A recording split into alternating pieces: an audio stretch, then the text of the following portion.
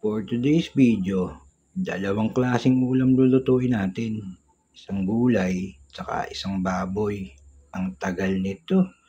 Pero try natin. Umpisahan natin sa suka. Toyo, dahon ng laurel, paminta, bawang, betsin, tapos takpan natin. Dito naman sa kabila, magprito tayo ng baboy. Babasan natin ng mantika. Tapos lagyan natin ng bawang, buyas, kamatis. Lagyan natin ng konting paminta, bagoong. Tapos ilagay na natin yung kalabasa. Tapos lagyan natin ng sabaw, lagyan natin ng sitaw, silipin natin yung baboy. Tapos lagyan natin ng ampalaya. Tapos silipin ulit natin yung baboy. Lagyan natin ng okra. Tapos silipin ulit natin yung baboy. Lagay na natin yung talong, silipin ulit natin yung baboy.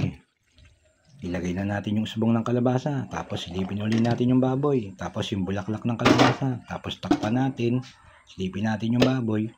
Tanggalin natin yung sabaw. Tanggal ng sabaw, iprito naman natin. Timplahan natin ng betsin, tapos lagyan natin ng toyo. Tapos patayin mo na yung kalan, tapos gumawa ka na ng transition. Yan. Naku, mali. Hugasin to eh. Mali. Yan. Pak. Ganun. At saka adobong baboy. Pak, boy. Matira. Pulutan.